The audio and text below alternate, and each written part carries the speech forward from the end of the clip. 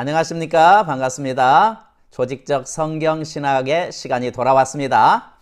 신학은 하나님에 관한 학문입니다. 신학, 문자적으로 정의하면 하나님을 연구하는 학문이죠. 하나님이 인간을 보실 때 어떠한 관점으로 바라보시는가? 우리는 지금 인간의 본성에 대해서 말하고 있습니다. 바둑의 수순이 굉장히 중요합니다. 순서를 바꾸면 진행 과정이나 결과가 확 달라지듯이 사람의 죄성을 우선하느냐, 하나님의 원의, 형상을 우선하느냐에 따라서 신앙의 방향성과 결과가 달라지죠. 또한 사람의 원죄로 인한 이런 죄책을 강조하느냐, 하나님이 인간에게 주신 원복을 강조하느냐에 따라서 전개 과정이나 신학의 결과가 달라지게 됩니다. 뿐만 아니라 인간의 본성은 사람의 정체성과도 연결되는 굉장히 중요한 문제입니다. 신학은 사람의 정체성을 결정을 하고 사람의 정체성은 사람의 삶과 행동을 결정합니다. 그래서 이번 시간은 원복, 오리지널 블레싱, 하나님께서 최초로 인간에게 주신 복에 대해서 말씀을 드리고 싶습니다. 자, 조직적 성경 신학의 저자는 헤럴드 에벌리 박사님이시고 저는 피터 정입니다. 인간의 본성에 대한 고전 신학의 이해가 어떻게 발전되어 있느냐, 역사적으로 살펴보자면, 자, 우리 이 그림 한번 보실까요? 예. 이 그림 많이 익숙하죠? 많이 익숙합니다. CT와 RT, 고전 신학은 인간의 본성에 대한 이러한 관점이 고대 철학자들의 이원적 세계관에서부터 시작을 했습니다. 영계가 있고 피조 세계가 있는데 그 영계는 피조 세계와 달리 무시간적이고 그리고 또 완전히 독립되어져 있는 이러한 곳이다. 초월적인 곳이고, 그리고 영계에 있는 하나님과 그리고 또 피조 세계에 있는 인간과 절대적으로 다른 절대 타자라고 하는 이러한 고대 철학자들의 신론에서 비롯되어 있습니다. 어거스틴은 이 핵심적인 두 가지의 이원적 세계관과 신론이라고 하는 인식의 틀 속에 성경을 집어넣었습니다. 특별히 아담의 죄로 인해서 하나님과 분리된 인간은 하나님의 형상을 상실했다. 그래서 하나님의 형상을 상실했기 때문에 인간의 본성은 전적으로 타락했고 전적으로 부패했다. 인간의 본성은 추악하고 무가치하다. 부패한 본성으로 행하는 모든 것이 오염물에 불과하다. 그러므로 거듭나지 못한 이 비기독교인은 어떤 선도 행하지 못한다라고 전 시간에 이야기를 했죠. 자, 그들이 하나님을 두려워하기도 하고 어떤 때는 기도하기도 하고 어떤 때는 선행과 구제를 할 수는 있을지 몰라도 그 동기는 불순하며 하나님의 보시기에 가증스럽다라고 고전신학과 개혁신학의 인간의 본성에 대한 것을 이야기를 하고 있습니다. 이 모든 것이 이원적 세계관에서 그리고 또 신론에서 비롯되었다라고 이야기를 하고 있는 겁니다. 자, 과연 그런가? 비기독교인의 선행의 문제에 대해서 우리 한번 살펴보도록 하겠습니다. 고전 신학의 영향을 받은 대부분의 그리스도인들은 비기독교인은 절대 선을 행할 수 없다고 그렇게 배워왔어요. 저도 그렇게 배워왔습니다. 그런데 과연 그렇습니까? 비기독교인은 하나님의 보시기에 그들이 행하는 모든 것은 악하고 가증스러운가? 성경은 뭐라고 이야기를 하고 있는가? 우리 사도행전 10장 4절 한번 살펴보도록 할까요? 우리 한번 같이 읽습니다. 시작. 고넬료가 주목하여 보고 두려워하여 이르되 주여 무슨 일이니까? 천사가 이르되 내 기도와 구제가 하나님 앞에 상달되어 기억하신 바 되었으니 라고 그랬습니다. 자, 고넬료는 이탈리아의 백부장입니다. 이방인이었어요. 비기독교인이었습니다. 비유대인이었고 비기독교인이었어요. 그런데 그는 하나님을 경외했다라고 했고 하나님께 기도하고 구제를 했다라고 그랬습니다. 하나님은 그의 동기가 불순하거나 가증하다고 하지 않았어요. 내 기도와 구제가 하나님 앞에 상달되어서 기억하셨다라고 이야기를 했어요. 하나님은 그의 행동을 기억하셨습니다. 그래서 그 사도 베드로를 통해서 죄사함의 복음을 듣고 그리고 또 성령을 보내주셨어요. 예수님은 제자들에게 원수를 사랑하라고 하시면서 예수님은 죄인들도 아가페 사랑을 한다라고 했습니다. 이게 무슨 말이야 라고 하겠지만 우리 성경을 정말 진지하게 대하거나 성경을 진지하게 바라보셔야 됩니다. 어떠한 내가 보고 싶은 것만 보고 듣고 싶은 것만 듣고 우리 각각의 그 교단에서 강조하는 그것만 하이라이트해서 보게 되게 되면 안 된다는 거죠. 지금 그 현대 신학에 있어서 최근 용어 중에 하나가 성경을 진지하게 보라라고 하는 겁니다. 자, 우리 한번 성경을 진지하게 한번 살펴봅시다. 누가복음 6장 32절을 한번 살펴봅시다. 같이 읽습니다. 시작. 너희가 만일 너희를 사랑하는 자만을 사랑하면 칭찬받을 것이 무엇이냐? 죄인들도 사랑하는 자는 사랑하느니라. 여기 빨간 것으로 하이라이트한 사랑이라고 하는 네 번, 누가복음 6장 32절에 네 번 이야기를 했어요. 이 사랑은 헬라어로 아가페 사랑입니다. 너희가 만일 너희를 사랑하는 자, 아가페 사랑하는 자 말을 아가페로 사랑한다면 칭찬받을 것이 무엇이냐? 죄인들도 사랑하는 자를 아가페 사랑하느니라 라고 했어요. 자, 예수님은 제자들에게 원수를 사랑하라 하면서 예수님은 죄인들도 아가페 사랑을 한다라고 말하고 있습니다. 그리스도인만 아가페 사랑을 하는 것이 아니라 기독교인들도 아가페 사랑을 한다라고 이야기를 하고 있는 거예요. 하나님께서 비기독교인이 하는 선행, 하나님께서 비기독교인이 하는 사랑, 이런 것들을 또 하나님께서 기억하시고 받으신다라고 이야기를 하고 있는 겁니다. 자, FST, 아버지와 아들 신학은 하나님이 원복을 말씀하셨다라고 이야기를 하고 있어요.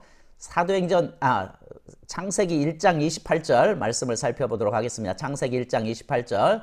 자, 시작. 하나님이 그들에게 복을 주시며 하나님이 그들에게 이르시되 생육하고 번성하여 땅에 충만하라. 땅을 정복하라. 바다의 물고기와 하늘의 새와 땅에 움직이는 모든 생물을 다스리라 하시니라. 그랬어요. 고전신학은 사람의 본성을 창세기 3장부터 시작한다. 타락한 본성부터 시작합니다. 성경은 사람의 본성을 창세기 1장에서부터 시작을 해요. 인간의 본성에 대한 이해의 시작점이 창세기 1장입니다. 성경에 게시된 인간의 본성의 가장 근본적인 면이 무엇입니까? 타락입니까? 아니에요. 사람이 하나님의 형상과 모양으로 창조되었다. 하나님의 영광으로 창조되었다. 그리고 하나님의 자녀로 창조되었다는 것입니다. 우리 지난 시간에 강의를 했어요. 아직 지난 시간에 강의를 미처 보지 못하신 분은 그쪽으로 돌아가서 살펴보시기를 바랍니다. 하나님은 아담과 하와를 창조하신 후에 그들을 축복을 하셨어요. 그들에게 복을 주시며 라고 했을 때 이것이 원복, 오리지널 블레싱입니다. 오리지널 블레싱, 최초의 복입니다. 원복입니다. 원복은 인간의 본성의 근본되는 진리예요. 하나님이 그들에게 복을 주셨다. 고전 신학은 원죄를 중심으로 신학을 전개해 나갑니다. 그런데 FST는 이 문제 제기를 하는 거예요. 왜 원죄부터 시작해야 하느냐라고 하는 겁니다. FST는 원죄부터가 아니라 하나님의 형상, 하나님의 원복부터 시작하자는 거예요. 이게 자연스럽고 그리고 성경의 순서대로 하는 것이 이게 보편적이고 자연스럽다는 겁니다. 더 논리적이다는 거예요. 성경의 순서대로 하나님의 원복부터 신학을 시작하면 어떻게 될까? 하나님의 원복이 인류에게 미친 놀라운 영향은 무엇인가? 원복이 오늘날 세계에도 어떻게 영향을 미치는가? 이런 것을 살펴보자는 것입니다. 자, FSD 하나님의 원복을 말씀하셨다. 다시 한번 이 중요 구절이니까 한번 읽습니다. 시작. 하나님이 그들에게 복을 주시며 하나님이 그들에게 이르시되 생육하고 번성하여 땅에 충만하라. 땅을 정복하라. 바다의 물고기와 하늘의 새와 땅에 움직이는 모든 생물을 다스리라 하시니라. 그랬어요. 자, 보통 이 말씀을 하나님의 최초의 명령 내지 최초의 사명으로 알고 있습니다. 예. 그러나 하나님의 최초의 복은 오리지널 블레싱은 사명과 명령 훨씬 그 이상입니다. 이 복이라고 하는 이런 단어, 이 바라크라고 하는 이런 단어는 어떤 창조적인 힘을 말합니다. 예. 축복하다라고 했을 때 복을 주시면서 말씀하시는 것은 어떤 창조적인 능력을 풀어놓는 거예요. 창세기 1장 22절 한번 읽어볼까요? 시작. 하나님이 그들에게 복을 주시며 이르시되 생육하고 번성하여 여러 바닷물에 충만하라. 새들도 땅에 번성하라 하시니라 라고 그랬습니다. 바다 짐승과 새에게 사명을 주신 것이 아니었어요. 축복하신 것이었습니다. 그들에게 복을 주신 거예요. 축복을 주시면서 그 능력을 그 바다의 그 물고기들과 그리고 하늘의 새들에게 하나님이 그분의 창조적인 능력을 풀어주시는 축복이었어요. 하나님의 말씀에는 창조적인 힘이 있습니다. 물들은 생물을 번성하게 하라. 땅은 생물을 종류대로 내라. 예. 이렇게 말씀을 했기 때문에 동식물은 아직까지 살아서 번성하고 열매 맺는 거예요. 하나님의 축복을 말씀하셨기 때문에 그렇습니다. 인류도 마찬가지입니다. 하나님은 인류를 축복하셨어요. 이 축복은 인류가 번성하고 땅의 충만한 방향으로 행동하게 하셨습니다. 하나님이 인류에게 주신 복은 동식물의 복과는 달랐어요. 하나님께서 인류에게 동식물과 다른 추가적인 그 힘을 불어넣으셨습니다. 그게 뭡니까? 정복하고 다스리라. 땅을 정복하라. 그리고 모든 것들을 다스리라. 예, 대리 통치자의 그 역할을 주신 거예요. 예, 이러한 명령을 주셨습니다. 이러한 추가적인 힘을 주셨어요. 예. 자, 그렇기 때문에 발전은 하나님의 선물입니다. 하나님이 그들에게 복을 주시며 하나님이 그들에게 이르시되 생육하고 번성하여 땅에 충만하라. 땅을 정복하라. 바다의 물고기와 하늘의 새와 땅에 움직이는 모든 생물을 다스리라 하시니라. 이런 창조적인 힘, 이것들을 베풀어 주셨습니다. 정복하게 하는 긍정적인 힘이 아담과 하와의 모든 후손 안에 있다라고 하는 겁니다. 이 창조적인 힘이 개개인에게 동기와 영감을 불어넣습니다. 이 힘이 전진하게 하고 발전하게 합니다.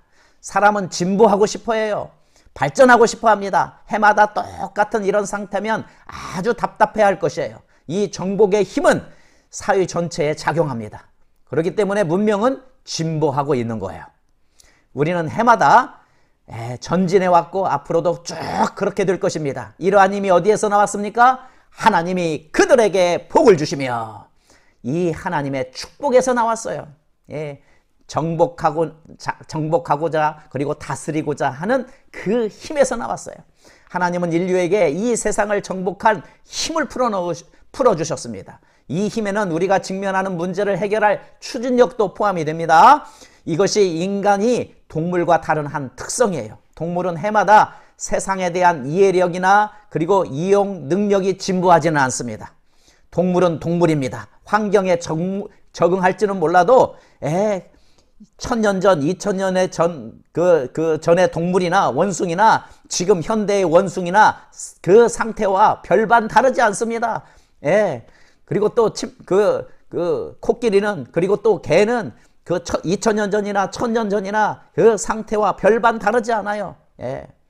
동물은 생육하고 번성하여 땅에 충만할 능력을 발전할지는 몰라도 땅을 정복하고 관리하는 창의력이 발전을 하지는 않습니다. 혹성 탈출과 같은 그 이상한 그 바이러스들이 침팬지에 주입이 돼가지고 그 침팬지가 진화해서 뇌가 활성화가 되어서 인간을 다스리. 이것은 소설이지 판타지 소설이지 성경은 아니에요. 침팬지는 여전히 1000년 전, 2000년 전이나 지금이나 동일합니다. 환경에 적응할 수는 있을지 몰라도 이런 창의력이나 정복 능력이나 다스리는 능력은 있지 않아요. 하나님께서 주어지지 않았습니다. 특별히 하나님의 형상, 하나님의 영광, 하나님의 자녀로 창조된 사람에게 부여해 주신 창조적인 힘입니다. 자, 발전은 하나님의 선물이에요. 이 그림을 보시게 되면 하나님께서 이 피조 세계를 만들어 놓으시고 인간에게 복을 주셨습니다. 그렇기 때문에 점진적으로 창세부터 지금까지 인류는 땅에 충만하고 땅을 정복하는 일에서 발전하고 진보해 왔습니다. 인류가 복을 받았기 때문에 사유는 계속해서 발전할 것입니다. 하나님의 시간표가 있는데 인류는 이 시간표에 따라서 발전의 방향으로 움직여가고 있습니다. 주의 날 충만한 때가 이르려면 어떤 혁신적인 발명이나 돌파가 반드시 있어야 됩니다. 그렇다고 해서 모든 진보가 선하다고 하는 것은 아닙니다. 원자력과 같은 기술 발전은 선을 위해서 쓰일 수도 있고 악을 위해서도 쓰일 수가 있어요. 원자폭탄 같은 거 만들 수 있는 그런 그래서 악을 위해서 쓰일 수가 있는 거예요. 그러나 진보하게 하는 이 복의 근원이 하나님이십니다. 정복하고 다스리는 힘을 인류에게 부여를 해주셨어요. 이 사실을 깨닫는다면 일반적으로 진보는 선합니다. 하나님께서 인류에게 이러한 복을 풀어넣어 주셨기 때문에 일반적으로 진보는 선합니다.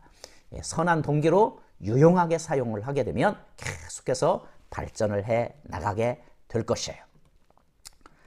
자, 발전은 종말론과도 연결이 됩니다. 종말론과도 연결이 돼요. 자, 마지막 성경은 마지막의 때를 주님의 그 초림 때부터 시작이 된다. 그 말세에 라고 하는 이것이 주님의 초림 때부터 예루살렘 멸망할 때까지를 마지막 때라고 이야기를 하고 있어요. 그리고 엣 시대, 그리고 또 엣 왕들은 예수님 앞에 무릎을 꿇게 되고 이 땅의 주인, 이 땅의 왕은 이제 임금은 예수 그리스도 하마샤, 예수 그리스도시다, 예수아이시다 라고 하는 겁니다. 그리고 또 주의 날 마지막 때, 그리고 지옥과 모든 그런 그 지옥의 권세에 사단에 부역하는 모든 것들이 완전히 멸망하게 되는 그런 주의 날에 우리는 지금 이렇게 중간 지대에 끼어 있는 거예요. 이럴 때 성경에 보게 되면 여전히 악은 증가한다고 그랬어요. 이 많은 이런 사람들은 이 피조 세계에 대해서 피한적이거나 그 커튼 뒤에 숨으려고 하거나 건물 뒤에 숨으려고 하는 이러한 종말론적인 세계관 가운데 있는 이런 사람은 악이 증가한다, 이것만 포커스를 두는 거예요. 그러나 성경은 또 한 이야기를 합니다. 악도 물론 증가하지만 가로섬 아래 그 누룩처럼 하나님의 뜻이 그 나물이 되어가지고 씨앗이 땅에 뿌려져서 그것이 새싹이 나고 나물이 나고 큰 나무가 되어서 새들이 깃들일 수 있는 그처럼 이 땅에 하나님의 나라가 계속해서 확장되어 간다. 하나님의 뜻이 증가되어 간다. 이것까지 종합적으로 봐야 되는 거예요. 이러한 종말론적, 승리적인 종말론, 그렇기 때문에 우리가 해야 할 일들이 있습니다. 하나님의 나라의 권세를 가진 이런 사람들이 하늘을 이 땅에 가져오는 일들을 해야 된다라고 하고 있는 거예요. 이 발전은 종말론과도 연관이 되어 있어요. 우리가 하나의 그 비관론적인 그 악이 증가하는 그 면만 살펴보고 비관적으로 그리고 피한적으로 되어서는 안 되는 거예요. 하나님의 뜻도 역시 증가됩니다. 그렇기 때문에 권세를 가진 이런 사람들이 여러 영역에서 리더가 되고 영향력 있는 이런 존재, 권세 있는 이런 존재가 되어서 정복하고 계속해서 다스려 나가야 된다고 하는 것이에요. 이게 성경적인 것입니다. FST는 원복은 죄보다 강하다. 아담의 죄로부터 원죄로부터 시작해 최초의 죄로부터 시작을 해서 그 뒤에로 환경이 약해져서 계속해서 죄를 범하는 이런 죄의 그 형벌, 죄의 책임, 이러한 것보다도 훨씬 강한 것이 원복입니다. 원복이에요. 정복할 수 있는 힘, 다스릴 수 있는 힘, 발전할 수 있는 그 권능, 능력, 이런 것들을 하나님께서 주셨다는 거예요. 이 원복이 죄보다도 더 강하다는 거예요. 이게 성경적인 겁니다. 진보는 원복 때문에 불가피합니다. 인류에 수많은 난제들이 있지만 문명은 전진하고 있어요. 앞으로도 눈앞에 있는 문제들을 정복하고 다스려 나갈 것입니다. 암도 정복할 것이고 에이즈도 정복할 것이고, 수많은 이러한 사람들이 그 에너지가 고갈된다. 내연기관의 모든 것들이 고갈되게 되면 이제 다른 에너지로 대체가 될 것입니다. 전기나 원자력이나 다른 여러 가지 것들로 계속해서 발전하게 될 거예요. 원자력보다 더 그 뛰어난 대체 에너지가 계속해서 개발되어질 것입니다. 왜 그렇습니까? 하나님이 생육하고 번성하여 땅에 충만하라, 땅을 정복하라, 땅을 다스리라 라고 말씀하셨기 때문에 해답은 나오게 될 것입니다. 아멘이십니까? 그 어떤 것도 하나님이 말씀하신 복의 능력을 막을 수가 없어요. 물론 새로운 문제들이 등장할 것입니다. 이 세상에 있는 죄 때문에 새로운 여러 가지 난제들이 등장할 거예요. 그러나 인류의 죄가 하나님의 말씀하신 복의 능력을 막을 만큼 강력하지는 않습니다. 인류의 탐심으로 인하여서 전쟁이 일어나고 재앙이 일어나고 일어날 수 있지만 그것들을 회복하고 복구하게 될 것이에요. 전염병이 창궐하고 발발할 수는 있지만 의학의 발달로 돌파할 수 있을 것입니다. 돌파할 것입니다. 하나님의 원복은 인간의 복보다 더 강력합니다. 이 원복은 인류가 땅에 충만하고 정복하는 일에 성공적으로 해낼 때까지 계속해서 전진하게 될 것이에요. 팁으로 원복을 강조하는 신학이 현대 신학에서 뜨고 있습니다. 리처드 노어는 프란체스코 그 사제이고 기독교 작가고, 매튜 폭스 생태 신학자이고 창조 영성가입니다. 얼마 전에 한국에도 다녀왔어요. 오리지널 블레싱에 대해서 강조하면서 이야기를 했어요. 그때 뭐라고 이야기를 했냐면, 원복은 하나님께로부터 나왔다. 원죄는 왜곡된 인간의 마음에서 비롯됐다는 거예요. 원죄라 불리우는 어떠한 죄든 인간에게 주어진 원래의 신성한 축복을 파괴할 수 없다. 인간은 하나님의 형상으로 창조되었고 하나님께 복을 받았기 때문이다 라고 했습니다. FST는 사람은 하나님께 복을 받았다. 인간의 본성의 가장 근본적인 면이 무엇입니까? 원죄입니까? 전적인 타락, 부패입니까? 아닙니다. 사람이 하나님의 형상과 모양으로 창조되었다. 하나님의 영광으로 창조되었다는 거예요. 뿐만 아니라 모든 사람이 하나님의 자녀라는 사실입니다. 아담의 타락 이후에도 이 진리는 변함이 없다는 거예요. 우리 이것을 자세하게 풀어놓은 것이 지난 시간의 강의입니다. 참조해 주시길 바랍니다. 이제 인간의 본성에 하나 더 추가할 것이 있는데, 사람이 하나님의 복을 받았다는 것입니다. 그 결과 사람은 창의적이고 독창적이고 근면하고 모험심이 많고 의욕적인 문제 해결사가 되었다는 거예요. 사람의 본성에는 이 세상을 다스리는 데 필요한 모든 것이 들어있다. 이것이 성경에 계시된 인간의 본성입니다. 이런 고전신학의 교사들은 인간의 본성하면 전적인 타락부터 떠올리고 원죄부터, 그리고 전적인 부패를 떠올릴 것입니다. 사람이 지독한 죄인이라고 하는 이런 관점에서 신학을 발전시킵니다. 물론 그들도 사람이 하나님의 형상과 영광대로 창조되었다고 말은 합니다. 그렇지만 인간의 죄성이 강조되는 바람에 하나님의 그 형상은 맨 끝자락에 놓습니다. 그래서 이 죄인에 대한 개념이 철저하게 확립이 되게 되면 사람이 사단의 종이 되었고 사람이 죄로 인해서 저주받았다라고 하는 결론을 짓습니다. 그 결과 어떤 이미지를 떠올리냐면, 사람 위에는 죄가 있고, 그리고 또 무거운 죄책이 있고 짐이 있고 형벌을 받고 심판의 그 번개와 천둥의 먹구름이 깔려 있는 거예요. 언제라도 막 내려칠 듯이 그런 이미지가 떠오르게 되는 거예요. 자, 말씀 마칩니다. 인간의 본성에 대한 서로 다른 관점, FST와 그리고 또 고전신학의 교사들의 그 내용들이 서로 다른 인간의 본성에 대한 관점을 가지고 있어요. FST는 하나님의 형상과 모양과 영광대로 창조되었다라고 하는데, 고전신학은 죄인이고 전적인 타락한 존재다라고 했습니다. 그리고 FSD는 하나님의 자녀다라고 했는데 사단의 메인바된 종이다라고 이야기를 했고요.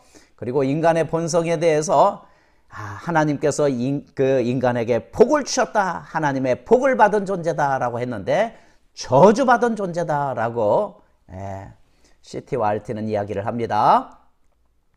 물론 FST도 모든 사람이 죄를 범했고 죄에 따르는 부정적인 결과가 많다고 하는 것을 인정합니다. 이것은 다음 시간에 말씀을 할 것입니다.